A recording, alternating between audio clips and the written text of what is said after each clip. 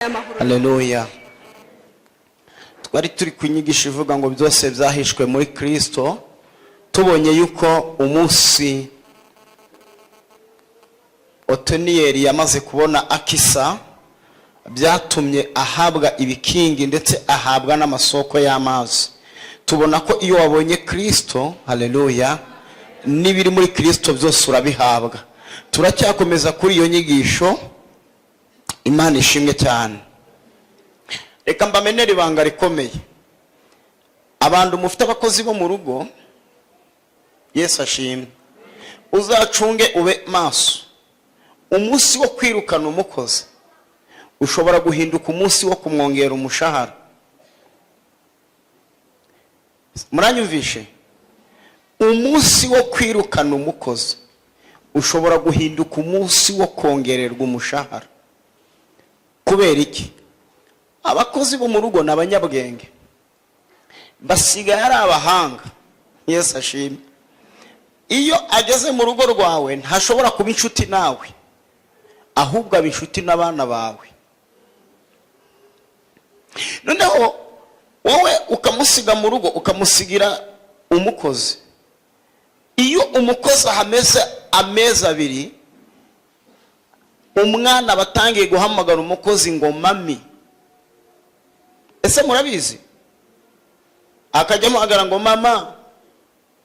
Noneho ukamusigana n'umwana ukamubwira, muzi kubapangira imirimo rero, ukamubwira ngo urakoropa, umese ibitambaro byo ku meza, woza inkweto z'abana, imyenda y'umutware uyimese, uyitere ipasi, uteke, woza amasahani. Ugasanga umuhaye imirimo irenga 20. Akaguhima agahera ku cyayi, akabanza agateka icyayi, agateka umureti, agahamagara umwana bakicara, kubita icyayi, kubita umureti. Uba warabubwiye ati wa mukozi wanjye uramenye ntuzereke umwana wanjye filime. Agahita ashiramo agasobanuye ati ngwino twicarane. Umwana akaba muhaye ibyo wamwimye. Umwana akareba agafilime, bamaze guhaga umureti n'umugati n'icyayi bagakina. Saa sita zikagera ukaza ku kazi ugasanga nta sahani yogeje, ntiyameshe, ntiyagize ute, ariko ugasanga umwana yasetse, inzu wayikoreye, barimo baraseka. N'umujinya wawe uhita uvuga ati umva, nta bagore babiri mu rugo, akitwa kawe shira mu gikapu umvira. Akakubaza ati uranyirukanye? Ati ndakwirukanye. Ati sawa. Akagenda agafata igikapu agashyiramo utwenda twe, yarangiza akagucunga kujisha, agahita akata mu cyumba cy'abana, akamubwira ati sheri. Undi ati yego mami. Ati nyoka aranyirukanye, ntabwo zongera kumbona. Umwana agahita avuga umuntu tusangira umureti, umuntu unyereka agafilime mama yarambujije, aragiye. Umwana agahita riramukurikira, mama mama. None wowe ukibwira ngo ni wari mahamagara, ukamubwira ati ndi hano, ntakwiteho, agakurikira umukozi. Umukozi rero yagera ku gipanga ati akajya avugira ngende kwanga mutera gahinda ati ndagiye. Ati kari nyo kunyirukanye si? Ati ndagiye. Ati uzabona undi mami. Ati uzamubona. Ati humura. Abakozi n'abahanga. Iyo agiye ntabwo arenga igipangu, aragenda akicara inyuma y'igipangu. Ubwo umwana agahindura umunwa, ukibaza ukunda urahoza umwana, uratekera umugabo, uragira gute bikagucanga. None ugasanga wa mwana ntabwo ari bubona amahoro atarabona wa mukozi. Ukavuga ati si undi mukozi uzamenyereye umwana wanjye byari nzamukura hehe. Wajya kumva nyirirugo ati nikora. Ati umva nawe ati karame. Ati ngahava Yohana. Akinjira ati nguhaye gasopo ya mbere n'iya nyuma, ntuzongere gukora ibi bintu wakoze. Ati ndabyumva mabusha. Ubwo umwana arimo ararira yahogoye, nyina yahenze umwana yanze. Niki kiba rero? Aramubwira ati ngaho fata umwana umuhoze. Umwana kigera mu biganza by'umukozi agatangira guseka. kandi umwana yahogoye. Niba umwana atangiye guseka biravuga iki? Umubyeyi aratangira yishirira imbabura ku ziko, undi ari gukina n'umwana. Atunganya iby'umukozi ari gutunganya, undi arimo akina n'umwana. Yesu ashimwe cyane. Bivuze iki? Ijambo riravuga ngo umbonye ababonye data. Haleluya. Umbonye ababonye undi. Umuhanga wo kurya urugo rw'umukire aba inshuti n'umwana we. Banyarwanda baciye umugani ngo ushaka kurya urugo rw'umukire amwira umwana we. Mbega ufata umwana w'umukire ukaba inshuti nawe. Iyo umaze kuba inshuti n'uwo mwana w'umukire, urugo uba warufashe. Yesu ashimwe. Ndacyakomeje kuri rya jambo akisa. Haleluya. Umunsi yari amaze guhabwa Oteniyeli, byatumye Oteniyeli abona iby'iwabo wa Akisa. Ndacyarimo mvuga ngo agaciro k'ibyo twabona tuzabibona muri Yesu, kuko nimwe Imana yabihishe. Yesu ashimwe. Rusi igice cya 4 umurongo wa 5. Rusi igice cya 4 umurongo wa 5. Turihuta, reka dusome. Haravuga ngo maze Bowazi aramubwira ati, nugura isambu ya Naomi ukwiye kuyigurana na Rusi umumowabokazi wari mukanya kwigendera. Gucikuranya kwigendera ngo izabe gakondo ye. Imana itugirire neza. Se mwanyemerera ijambo ngarisubiramo ko rikomeye. Ni haravuga ngo maze Bowazi aramubwira ati, nugura isambu ya Naomi ukwiye kuyigurana na Rusi umumowabokazi wari mukanya kwigendera. Gucikuranya kwigendera ngiyi izabe gakondo ye. Mwakira ijambo ry'Imana. Tubonye amazina 3: uwitwa Rusi, uwitwa Bowazi, uwitwa Naomi. Uyu Naomi yari afite umugabo, munyemerere mvuge iri jambo Imana witwaga Elimeleki. Ikorere muri iri jambo. Bari bavuka ahangaha i Betelehemu ari Abisiraheli. Bari bafite abana babiri, mwitwaga Maharoni undi witwaga Kiriyoni. Bari abahungu babiri. Yesu ashimwe. Noneho Bibiliya ivuga iki? Iravuga ngo mu gihe cy'abacamanza, ngo mu gihugu cya Isiraheli hateye inzara. Ngo hamaze gutera inzara, uyu mugabo wita Elimeleki ananirwa kwihanganira inzara, ahitamo kujya guhunga. Ariko ahungira hitwa Mowabu, mu gihugu cy'abanyamahanga, kuko ubundi bwoko butari Abisiraheli bwabarwaga nk'abanyamahanga. Imana ishimwe cyane. Umugabo aturuka mu gihugu cy'isezerano i Beteli i Yerusalemu, ahungira mu gihugu cy'abanyamahanga, ariko ahungishwa n'inzara. Iyo mvuze inzara, umuntu itararya ajya yicecekera. Inzara ni ikintu giteye ubwoba abavandimwe. Imana izakurinda inzara. Mbwira umuntu mwicaranye ngo Imana izakurinda inzara. Nukuri ko Imana urabumubwiye ijambo ryiza muri uyu mugoroba. Imana izakurinda inzara. Umuntu inzara itararya nta kindi arabona. Inzara we, uzi ko inzara ikurya ukagira ngo urwaye igifu. Uzi ko inzara yigeze ifata abagore babiri, irabafata bye. Barangije baricara bakorana inama, bavuga tumva we, aho kugira ngo dupfe none tuzapfa ejo, zana umwana wawe tumurye. Bafata umwana baramubaga baramurya. Barangije baravuga ati tuzarya turya akaguru n'akaboko, ejo nitumurangiza tuzarya uwawe. Amasezerano barayemeza kubera inzara. Inzara ifata umuntu w'umugabo w'umusore w'ibigango, agatambuka inzara ikamunyunyura, mugahura nawe yari afite imyaka 20. Ukamusubiza ati muraho muzehe, kumbi ni inzara, kumbi ni umusore. Inzara ifata umukobwa w'inkumi ikamuhindura umukecuru. Imana ikurinda inzara. Inzara rero ibifashe uyu mugabo imurembeje, ahita afata umwanzuro kuva mu gihugu cy'isezerano ajya mu gihugu cy'Imowabu. Akora irindi kosa, agiye ajyana n'abana be n'umugore we, arabajyana. Kambabwire, Imana izakurinde guhura n'ikigeragezo kizagukura mu Mana, kuko iyo uvuye mu Mana, iyo uvuye muri Yesu, iyo uvuye mu gakiza, uhura n'ibyago bikomeye. Iko niko kuri, niko kuri. Reka mbabwire, Yesu ashimwe, ibigeragezo uzahura nabyo ntabwo uzabura guhura nabyo. Intambara uzahura nazo ntuza tumeze ikora ikosa ryo kugukura mu gakiza, kuko nuva mu gakiza uzahura n'ibyago biruta ibyo wahuye nabyo. Inyuma y'agakiza ni uguhura n'ibigeragezo, inyuma y'agakiza ni uguhura n'intambara. Kuva muri Yesu nta gitanga, nta mugisha urimo. Reka ngubwire, byibuze nuruha uruhire muri Yesu. Kwejo wundi twavuze ijambo rikomeye, ikibumbano cyamenetse ngo ariko kimenekera mu biganza by'umubumbi. Reka ngubwire, gusonza wasonza ariko usonzere muri Yesu. Gusuzugurwa wasuzugurwa ariko usuzugurirwe muri Yesu.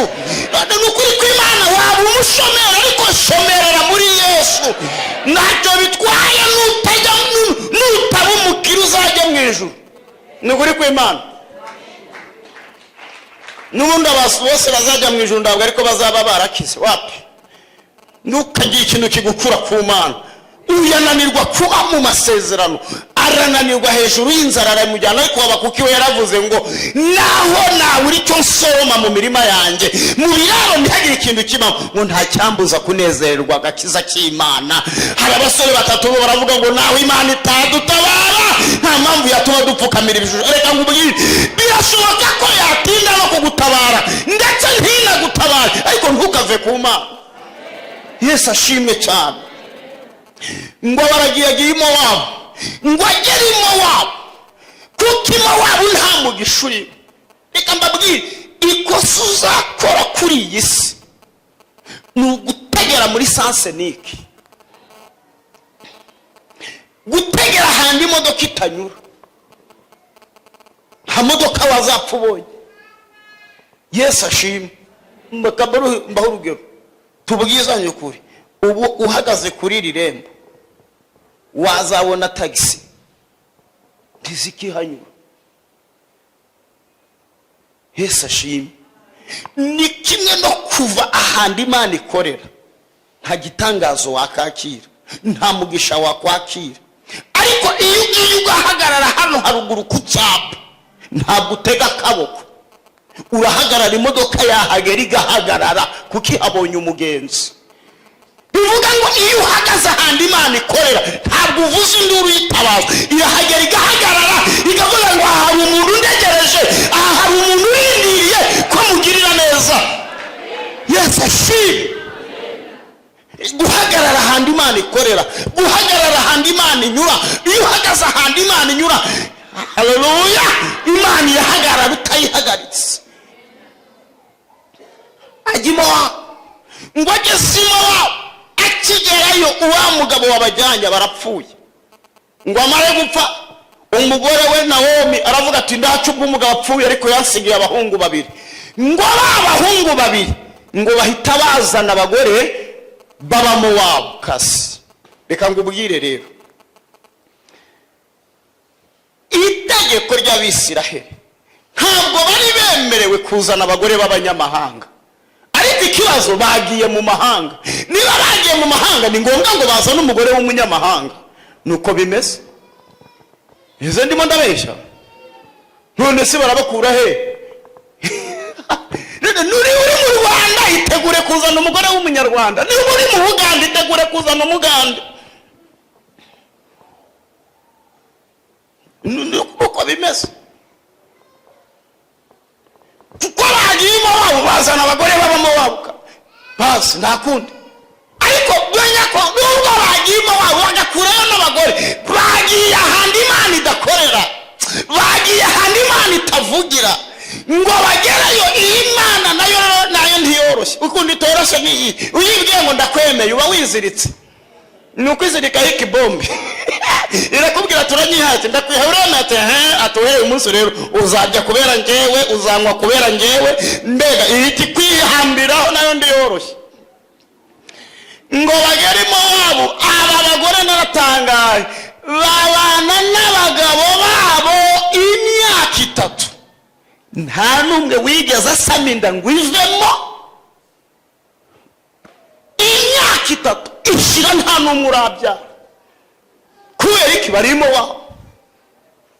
Iyo wavuye kuri Yesu nawe araguhima. Umunsi umwe Yesu yabwiraga abigishwa be, muzacika intege, muzatakana, nibimara kugenda guca umwungeri azakubitwa intama zitatana. Akababwira amagambo menshi, bakamubwira ati ntitwakuvaho, turakwemera, waratugaburiye, waraturengeye, wadukuye ahantu. Yesu aterega byo mbabwira ndabizi. Ngo Yesu ngo amare gupfa, Petero aravuga tumva washa, umuntu uzi ko yakurikiye Yesu atibitseho akandi kazi arasebye, aramwaye. Ngewe nakurikiye Yesu ariko nari nzi kuroba. Mbega hari abantu bakurikira Yesu ariko bakamukurikirana n'akandi kazi nyine bazi kwirwanaho. Aravuga ati rero umuntu wizeye umugabo akaba nta kintu yibitseho aramwaye, ngewe subiye kuroba. Ngo Petero avuge ngo asubiye kuroba, abigishwa bose bari kumwe narambwira ati nubwo tutazi kuroba uratwigisha. Bahita bamanukana na Petero. Ubundi Yesu yarazi Petero. Nusoma ibyanditswe uzasanga ahantu hose Yesu yajyanaga Petero. Ukibwira ngo Yesu ni ugukunda Petero, kumbi yarazi ko Petero azi gutanga propaganda. Yarazi ko Petero agenda n'inkota, yarabizi.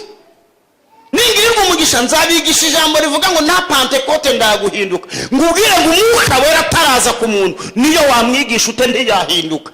Yesu yabanye n'abigishwa be imyaka ingana kuriya, arinda ajya mu ijuru nta n'umwe urakizwa.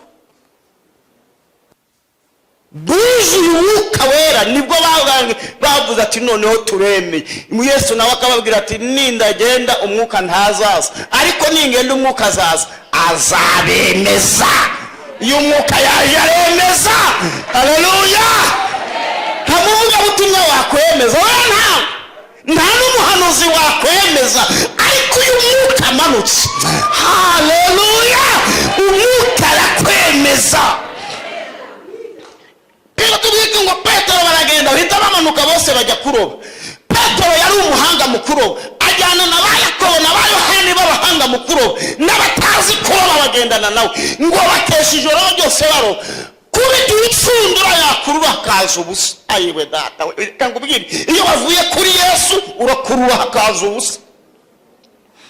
Kubita agacubura, reka data, kurura, reka habe n'umusundwe ye n'igikeri wapi. Ngo Yesu nawe arabacunga, abonye ko bubakereyeho babibuze. Haleluya. Ngo Yesu abaramanutse abasanga ku nyanja. Icyo ngundira Yesu, umuntu bamenyanye ntamusiga burundu. Reka ngubwire, uzinanirwa ari wowe, ariko kuba warageze waramenyanye nawe ntiyagusiga.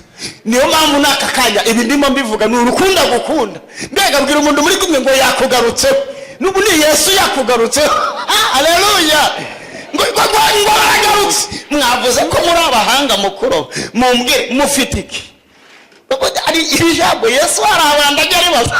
Ntabwo sangara ko yatariko ndumwiza ukuri ko wangwe tugatanga vase ngo bazagutwara, baragutwaye.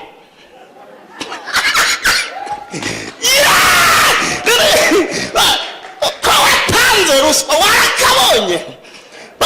Niyamo yagushingagura, ariko akwereka ko wakoze amafuti, ariko akayakubaza mu kinyabupfura. Ngo noneho rero mwateraga ibumoso nimujugunye urushundura, murujugunye iburyo. Ngo barajugunye, ngo rukigera iburyo, ngo batangiye gukurura, ngo bumva byafashe, barakura bumva biraremeye. Ngo bakurure babona ifi zitangiye gusimbuka mu rushundura. Ngo Yohana arabareba ati sha mwayabonye? Ati twayabonye. Muri gukurura bikaza ati biri kuza. Mwe mwitonze gukurura, tubanze twibaze ko twaraye ijoro izi saha zikagera ndacyo turabona. Mukoresheje imibare murasanga aya mafi avuye, tujugunye urushundura iburyo. Twibukiranye iyi tekinike nta handi hantu muyizi. Batangira gutekereza ati hajya ninde muntu ugira iyi tekinike ra? Baribukiranya ati umunsi Yesu yadusangaga ku nyanja, iyi tekinike nta wundi muntu yigira uretse Yesu. Yohana arababwira ati mwe muretse gukurura no kugira uti umuntu ukoze ibi niwe wakoze na bya bindi. Vuga ngo amina. Ayo data we, wambwirira umuntu mwicaranye ngo yongera kwereka ya tekinike yigeze akora uratabarwa. Bundi agira tekinike itandukanye n'iz'abandi. Iyo ayikoze umenya ko ari we. Tekinike ndi yahwana n'iyanko, tekinike ndi yahana n'iyanyo gusenge. Agira tekinike yigeze kubigenza ukabona neza y'Imana, abigenza uko yigeze kubigenza abantu bakamenya ko batabawe. Haleluya. Ngo arongera ngo mukomere ngo urugo rw'abapfakazi batatu. Yesu ashimwe. Barihangana babaho mu bupfakazi mo wabo. Mureke mbabwire ikintu gikomeye. Hari ijambo ngo ndakwigisha rivuga ngo imbaraga z'amavuta. Yesu ashimwe. Imbaraga z'amavuta. Iyo ndimo nigisha iryo jambo hari ahantu mvuga ngo icupa ryigeze rigeramwe amavuta. Niyo wayamena ntabwo amavuta ashira. Keretse atari amavuta yagiye ari amavuta. Niyo wamena ugakungumura ayo mavuta ntiyashira. Kera hari itundu bakoreshaga kugira ngo abantu bafunguke mu bwonko, bakabaza ngo umuntu yari afite umurwayi, bamubwira ko uwo murwayi ari bukizwe n'igitonyanga cy'amata, ariko asanga nta hantu yayabona uretse ku mucuruzi. Umucuruzi w'amata nawe akaba umuntu utoroshye. Litiro ni 300. Niyo wamuhamagana ngahe ngaguha igitonyanga ntiyakigwa paka litiro ngo atacikamo. None bakakubaza ati ufite 200 udafite 300 igitonyanga wakibona uti? Tekinike rero ukacyoza neza. Fata 300 yawe ukayashira mu mufuka hatareba, ukamugera imbere ati murahati yego ati ndashaka amata. Agahita akubwira ati ni 300 utayafite ntayo naguha. Ati nakubwiye ko nje kwikopesha nsukira amata. Agasuka, yamara gusuka ugakuramo 200 yawe ukamuhereza ati yo ti sorry narinzi ko ari 300 noneho sigeramo aya 200 basi. Ati amata yanjye sinyacamo. Ati niba utayacamo urayasuka rero. Agafata ya yandi yaraguhaye akasubiza mu gikombe cye, kubera ko amata harimo amavuta ntabwo amata yayamaramo, nawe ugatahana igitonyanga cyawe. Mvugira ngo amen. Narivuze ngo icupa ryigezemwe amavuta nubwo wayamena ntabwo ashobora gushiramo. Bivuze iki? Nubwo uyu mugore yari yaravuye i Yerusalemu, yaravuye i Betelehemu wabo, ariko amakuru i Yerusalemu yakomezaga kuyakurikirana. Yibukaga Imana y'iwabo, yibukaga imbaraga z'Imana, akavuga ngo nubwo naza gwina hagakomeza gukurikirana aya makuru. Reka ngubwire, birashoboka ko wagwa, birashoboka ko wacogora, ariko ntuzigere wibagirwa ibihe byiza Imana yagiranye nawe. Ntukibagirwe neza y'Imana ku buzima bwawe. Izo neza y'Imana izatuma Imana ikugaruka. Tugeze iwacu mwese nta numwe wabona umugabo. Mutibwira ngo mwabonye abagabo baguye, mutibwira ngo n'umugeri wacu muzababona. Mwigumirina ndababohoye. Uwitwa Orupa ngo areba nyirabukwe aravuga ati nabera koko mbonye umukristo, nari mfite ubwoba kuri bunjyana. Ngo aramusoma aramusezera. Amateka ya Orupa arangiriraho. Mvugane nawe, iyo ugize iyerekwa rito amateka yawe aba magufi. Ngo rusabwira nyirabukwe ati ndakubwiye mama ati ubimenye ubyumva byiteho iteka ryose, nge sindi bugusige, ndagendana nawe, nzagumana nawe. Amubwira amagambo atatu akomeye shaka kuvuga. Aramubwira ngo icyambere, Imana yawe izaba Imana yanjye, ubwoko bwawe buzaba ubwoko bwanjye, igihugu cyawe kizaba igihugu cyanjye. Nibyo ngubwiye sentubebe. Sawa. Umukecuru ati ntabwo mbyemera. Terega wabyemera utabyemera ntabwo ndi butandukane nawe. Naribajije niki cyatumye uyu mukecuru abuze umukazana we, mukazana kanga? Niki cyatumye Orupa ahita agenda? Uzi impamvu? Ndi kugasobanuye agaseri. Abantu abakina filime z'amaseri bafite imbaraga zibaherekeje ziteye ubwoba. umva ukuntu bameze, bakina filime bakagufata bakakubibamo urwango rw'umuntu ngo baba bamwita ubwo ngo niwe the band, ukamwanga ukabona n'umunyamafuta ukavuga atari kubera iki kidapfa, none agaseri ka mbere baragakina, wa muntu bakubwiye wanze warangiza kumwishiramo bakagakina bamufoyeho ingota bagiye kuyimutikura, ukavuga ati gipfa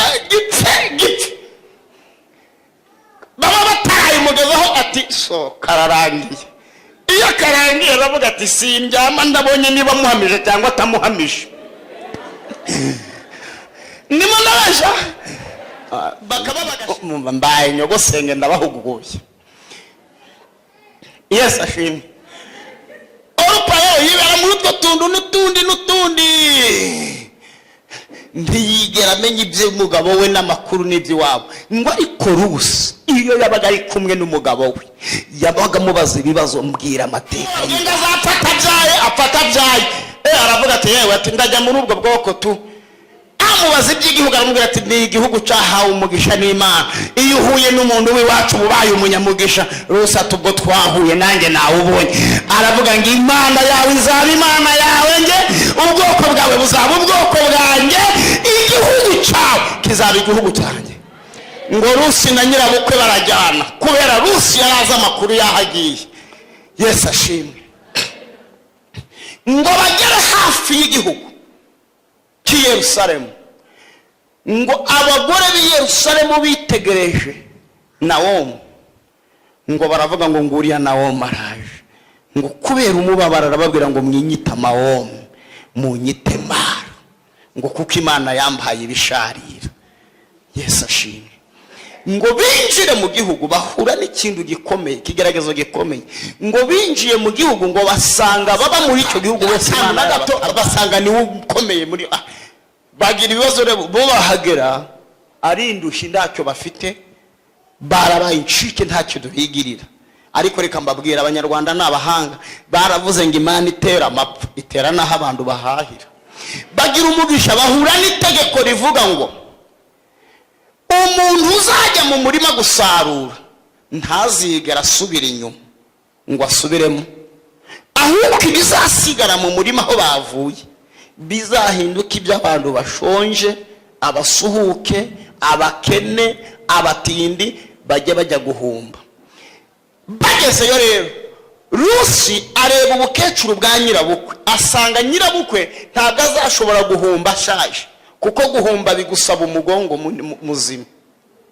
Abwira nyirabukwe ati mbu uburenganzira, ngewe nzajya njya guhumba, wowe usigara ushaka udukwi. Umukecuru ati sawa, sindi butinde, reka mvuge gato ku icyo bita guhumba. Imana iyo kabyara igaheka, Imana idukunda mwoka byaramo izakurinde guhumba. Niba wanahumbaga Imana ibigukureho. Ubuzima bwo guhumba ni ubuzima bubi, ni ubuzima bugoye, ni ubuzima buvunitse. Imana izakurinde guhumba. Kubera iki? Guhumba bigusaba n'itegeko rivuga ngo ugomba kujya guhumba aho abandi bavuye. Ni kuvuga ngo umurima batarawugeramo ntabwo wemerewe kuwukandagiramo. Itonde babanze bakuremo ibyiza, barimo baragurisha bapima bakakubaza ngo tuguhe, ati mube muretse. Kumbisa urukundo n'umwuka wera ukurimo ngo wahaye abandi ikaze, aho kutegereje ko bamara kugura inyanya nzima baguhika imene, kuko ugomba gufata ibyo abandi basigaje. Mundakirirwa bakagura inyama bareba baragize ati mumbike inono. Uri mu buzima bwo guhumba nda buryohe bw'ibinono biriho n'ibihu rwose. Oya iyo sombo yishizemo akanyama kari higufa nawe waryoherwa ndahagire katubeshye. Ayiwe data we, ko nabonye isombe bashiramo n'amafisha ko nayibonye, ahubwo biterwa n'igihari. None rero ubukeneye bufasha umuntu ahita bishakira inyito isobanutse ati kinono kiryoshye isombe wapi. Agari kw'Imana. Ubuzima bwo guhumba bugusaba kujyayo buri munsi, kuko uhumba duke two kurya iryo joro. Umuntu ubeshejwe no guhumba ntahunika, kuri konte ntacyo agira, kuko washiraho ikisi kandi uhumba ibyo kujya by'uwo munsi, nutwo kujya tw'uwo munsi utwo. Ariko ndashima Imana, iyi Imana zikubeshejwe no guhumba ntushobora kurwara.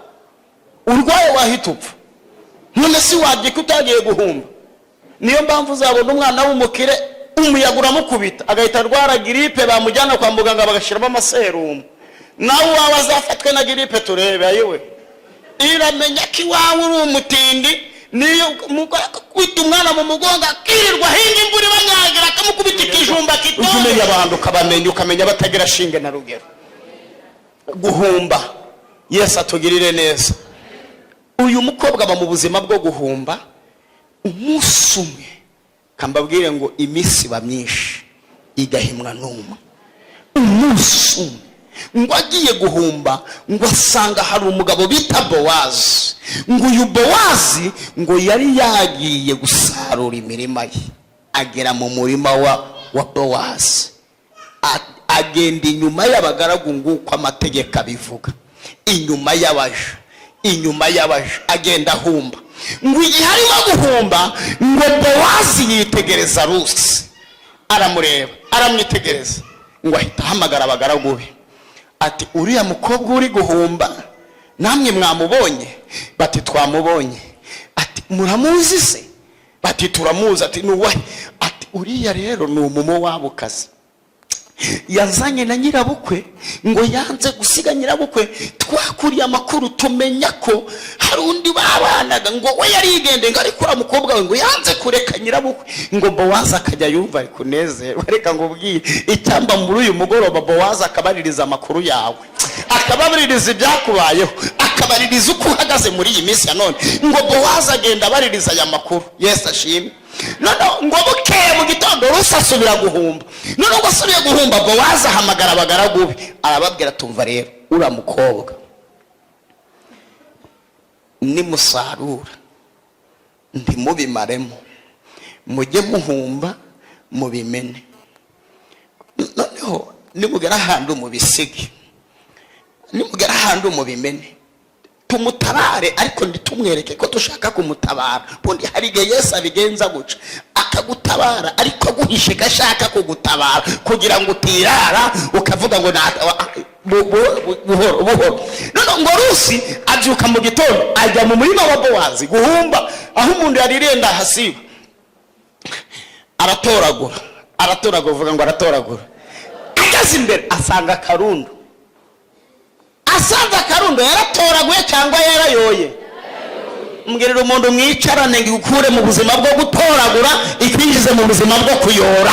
Iyi Imana irabishoboye, yagukura mu buzima bwo gutoragura ikagushira mu buzima bwo kuyora. Ni Imana ibishoboye.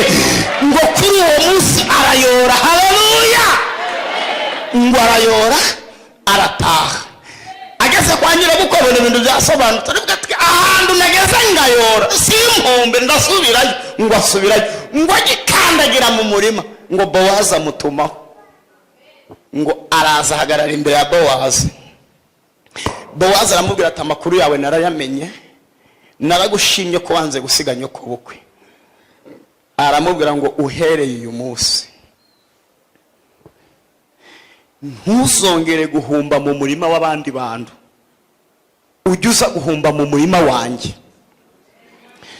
Abahungu banjye nibahumba bajye baguha amazi umwe. Ututundu mutwumve turimo ubwenge. Aramubwira ngo wumvishe ko ndegetse abahungu banjye ngo bazakureke? Rusi ati ndabyumva. Ndagira ngo mbabaze ko umuntu yahumba yemerewe guhumba hashaka, niki cyatumye Bowazi abwira Rusi ngo ndazajya ahandi? Nta muntu wakivumbura. Mbwirira umuntu mwicaranye umumbwirire ngo Bowazi arafuha. Ubwo si kutabimubwiye ubwo urampinze. Bowazi agira gute? Bowazi yaravuze iki gikobwa nikijya mu mirima y'abandi, n'ubwiza nakibonanye bazakintwara. Vuga ati reka ngifungishe kije kijya mu murima wanjye ndikije mu mirima y'abandi. Aravuga ati ntuzajye mu mirima y'abandi. Ati sawa. Ngo kuri uwo munsi vuga ngo amina. Ngo Bowazi ahamagara Rusi ngamwinjiza iruhande rw'ibigega. aramubwira ngo kuramo umwitero wawe. Ngo akuramo umwitero. Haleluya. Ngo aradaha arasuka. Ngo arongera aradaha arasuka. Ngo arongera aradaha arasuka. Niko Bibiri bivuga inshuro 3. Uwinjira mu murima wa Bowazi ataye ari guhumba, Imana imukura mu buzima bwo guhumba yinjira mu buzima bwo kuyora. Imana imukura mu buzima bwo kuyora imwinjiza mu buzima bwo kudaha. Oh, haleluya. Imana iguhe poromosiyo igukura aho wari uhagaze. Ndabizi ahantu uri ni heza, wanatubwira aho ugeze tukahumva, ariko aho ugeze Imana yahagukura ikagutereka n'ahandi, ikagukura mu byo kuyora ikagushyira mu byo kudaha. Biri mu gihe ngo arangije kumudahira ngo aramukorera. Umukobwa wanyuraga muri karitsiye akayitambuka bafite muri envelope, kuri uwo munsi anyura muri karitsiye yikoreye. Ageze gute? Ngo aragenda yikoreye. Yesu ashimwe cyane.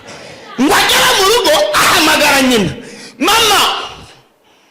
Undi ati karame, ati sohoka unture. Ngo nguki? Sohoka unture.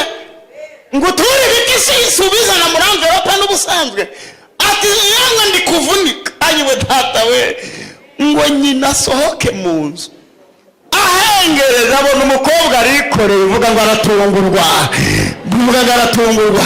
Ariko Imana yaguhaye ugatungura abantu muri iyi minsi yo kabyara. Yanyemera ugatungura abantu mu bana. Yanyemera igatungura abantu mwagendanye. Ngo arangiza aramureba bati haleluya. Mbwira umuntu mwicaranye ngo Imana yagikora, abantu bakibona bakajya bavuga ngo wambabari ugasubira muri aka kantu fata ngaki Imana yagacisha n'igitangaza cyawe igukora igitangaza. Abantu bajya bavuga ngo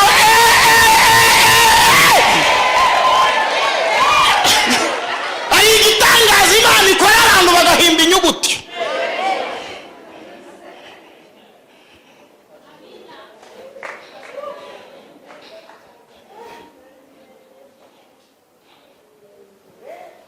Aramubwira ati umukobwa bansobanurira. Undi ati ndakumva. Ubyibye he ubikuye he? Aramubwira ati mbikuye kwa Bowazi. Mwavuganye nguki? Te Bowazi yambwiye ngo nisonza ninumva mbishaka nge njya mbereza. Niko yakubwiye ati ngo umukecuru ufite ubwenge ubizi ubisobanukiwe. Aravuga ati ni Bowazi wabivuze? Ati niwe. Aramureba ati niwe? Ati niwe.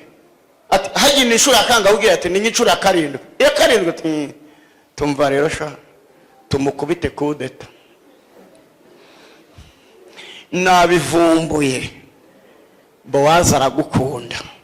Wambwira umuntu mwicaranye ukamubwira ngo burya Bowazi aragukunda. Bowazi aragukunda. Aho kujya Bowazi ujye ufata utanga ari wowe.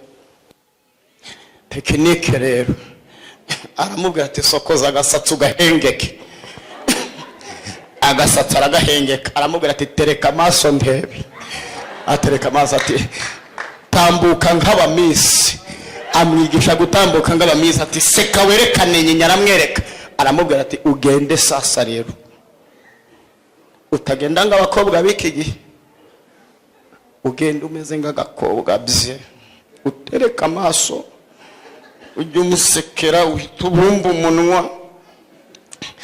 Udutoki ujye utugenza nk'abakobwa. Umwereke ko utamufitiye inzara cyane. Utabonga abakobwa bikigura mubaza ati Yesu ashimwe atahimbazwa. Ati ko nagukuza tuza ureke Bowazi kwibwirire. Yemwe abakobwa mureke ba Bowazi barimo baribwirira ariko mwabaye muti. Aramubwira ati noneho rero nugerayo ubike ikobwa kigishwe umwicari iruhande. Wibebeze kandi ujye umwibebeze iruhande. Vuga ngo amina. Vuga ngo amina.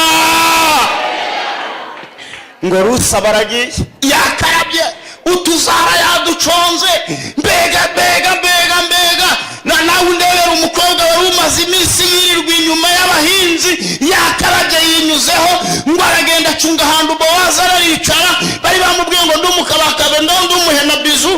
bari imisi bagezegera bayitanga batanayibasabye, we aritonda akavuga ati kugira ngo Bowazi akanguke. Ndabyo kumukangura, ayiwe data we ndafashijwe n'uguri kw'Imana ngo ko arimo avuga ngo Bowazi barakangutse. Bowazi ngo arebe umukobwa umwicaye iruhande, yewe data we, niba Bowazi yarakunze Rusi akamukunda atiyuhagiye, none Bowazi ahuye na Rusi yiyuhagiye yambaye neza, urimbwira ngo byagenda gute? Niba Yesu yaradukunze tukiri ibisambo akadukunda tukiri abasambanyi, umunsi twabikuye Yesu. Niba yaragukunze ugihagaze kwa kundi, tekereza umunsi uzaba umuri iruhande wakarabye. Aramubwira ngo muko uvuye he? N'igihwama cishe uvuye he? Rusatiri namenye kuri mwene wacu, menya kuri umucunguzi wacu, nawe yabizi icyo umukobwa aza gushaka ku mugabo, namenye ko ari wowe wambera umugabo, ni wowe wampungura. Ngo Bowazi aravuga ati amahirwe ntiyancika. Ngo ariko ahita yibuka, ngo yibuka ko hagati ya Bowazi, iri jambo rirakomeye, hagati ya Bowazi n'uyu mugabo wari warapfuye hari undi muntu. Aramubwira ngo aka kanya nakabaye nguhunguye ukambera umugore, ariko ikibazo hagati yanjye nawe hari undi muntu uri bugufi bwanjye nawe kurusha. None ihangane, ejo nzamukubariza musabe kuza kuguhungura, nabyemera azabikore nta kibazo, ariko natabyemera sasa uruwanjye nge nzahita nguhungura. Ibaze ubundi utekereza ko hagati yawe na Yesu ari nde muntu uhari? Urumva hari uhari? Ariko arahari. Mukubwire nyoko, Yesu umugabo wawe, kuko Yesu ntashobora kuza gukora icyo umugabo wawe ashoboye. Nukuri kw'Imana ntabwo yaza. Ikintu umugabo wawe ashoboye ntabwo Yesu yaza. Ikintu nyoka ashoboye Yesu ntiyaza, kuko nababwiye ko Yesu aza mu gice cya abantu bose bananiwe. Yaramubwiye ngo hagati yanjye hari undi wagutabara, ngutabaye uwo muntu hari bazabyitira uwo muntu. Burya reka ngubwire, Yesu akuriye ishuri isiko bitamunaniye, ntabwo wazamenya ko ari Yesu, wajyaje uvuga ngo ni so. Igihesha Yesu agaciro nuko bibanza kunanira uwo muntu wari wubatseho, binanira uwo muntu wari yishingikirijeho. Yesu nabikora uvuge ngo niwe ubikoze.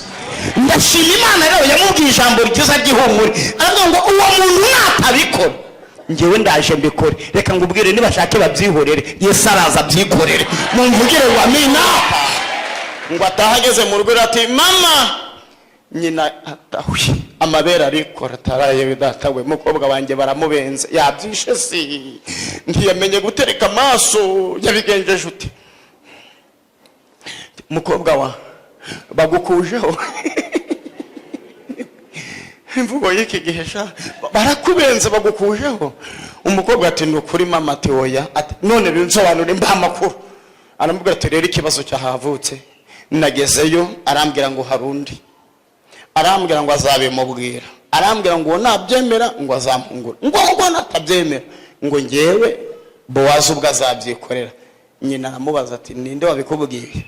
Uti ni Bowazi. Mwivuganiye? Ati niwe. Ntabwo ushidikanya ko ari wati niwe? Ati ndanezerewe, ubwariwe wabivuze. Iyicarire utubuze, uwo mugabo ndamuzi, ndamusobanukiwe, amateka ye ndayazi. Ntashobora kwicara atararangiza ibyo yakubwiye. Mbariza umuntu mwicaranye ngo hari icyo Yesu yavuganye nawe? Hari ikintu Yesu yakuvuzeho? Niba ari we wakivuze, kitaravuzwe n'abantu, kitaravuzwe na so wanyu kikaba cyaravuzwe na Yesu, tuzi tegereza. Ndashobora kwicara ataragutabara, ntashobora kwicara atarakurengera. Mana nishimye cyane ngo ariyicarira. Mu gitondo cya karekare tugiye gusenga Imana. Yesu ashimira ngo none rero nari kuyigura, ariko nasanze mubemerewe kuyigura ni wowe wa mbere. Iyi sambu urayigura. Umugabo aramubaza ati isambu imeze ute? Isambu yakubakwamo inzu, isambu yashirwamo amashuri, isambu yajyamo etaje, isambu yahingwamo urutoki. Amubwira ko isambu imeze. Umugabo aramubwira ati iyo sambu ntabwo iri buncike, ndayigura. Ngo agiye kuyigura, Bowazi aramubwira ngo ariko hari kondisiyo. Ati niyi? Ati Nawomi yafashe iyo sambu ayomeka kuri Rusi. Aravuga ngo niba ushaka isambu ya Nawomi kugira ngo uyibone, urabanza ufate Rusi. Ikibazo kiba kiravutse. Niba ukeneye iyo sambu uratwara na Rusi. Mu gihe cya kera rero abantu bateraga Imana imibare. None uyu munsi Imana ndigiterwa imibare. Umuntu yarazaga akavuga ati uri igiti cy'inganzamarumbu, isambu utarumbya, urubwugamo bw'ubugari, urera ifu y'igitarama, ukomeye ngikwabaye. Maze agahimaza Imana akayivuga. Imana ati mwana wa ndaguhaye n'ukuri. Ubu ntabwo bigikora. Yamenye ko abantu bayikura ibyinyo, bamara kuvuga gutyo bakayitegereza bagahita bayivaho, bakamara kuyikuraho imigisha bakayikwepa. None yabahimye. Umva uko yabahimye rero. Yafashe amamodoka, ifata amazu, ifata abakobwa beza, ifata abagabo beza, ifata icyubahiro, ibikubita kuri Yesu. Iravuga ati umuntu ukeneye icyubahiro abanza atware Yesu. Ibya bindi byo kuza witerekeshwa amaso ngo Mana ngo karagahungu ndagakeneye, ako gahungu gafatanye na Yesu, kukabona urabanza utware Yesu. Yabonye ko abantu bakunze ibintu kurusha Yesu, irangiza ifata ibyo abantu bakeneye ibitereka muri Yesu. Iravuga ngo niba mukeneye ibi bintu nimubanze mufate Yesu. Muhaguruke dusenge. Nyemerera senga iri sengesho. Abantu nimurambura ibiganza mwakirira isengesho tujye gusenga. Hari impamvu umwuka w'Imana ambwiye ngo murambure ibiganza. Hari impamvu Imana ivuganye nanjye. Reka ndabwire mwakirira isengesho. Ijambo ryavuze ngo Haletise benegeri atayi nigori. Urusi Bowazi yemeye Rusi, yahise atwara n'isambu ya Nawomi. Ndashaka gusengera abantu bafite Kristo, abantu bafite umwana w'Imana, bafite Yesu. Nibitegure kwakira. Hari ibindi Imana yafatanije na Yesu. Imana yafatanije Yesu n'amahoro. Amahoro ni muyakire. Imana yafatanije Yesu n'umunezero, ni mwakire umunezero. Imana yafatanije Yesu n'icyubahiro, ni mwakire icyubahiro. Ijambo ratubwira ngo abakiranutsi bazahabwa ingororano eshatu, ngo bazahabwa icyubahiro, bahabwa ubugingo buhoraho, ngo bahabwe no gukubirwa inshuro 100. Nimubyakire mu izina rya Yesu. Ndabavuga ngo uyu mwanya wa none ibintu byose mukeneye bifatanye na Yesu. Ubutunzi, icyubahiro, ubwenge, amahoro, umunezero, nimubyakire mu izina rya Yesu. Reka dutere haleluya eshatu zo kunezeza Imana. Imana ni Mwuka Wera. 1, 2, 3.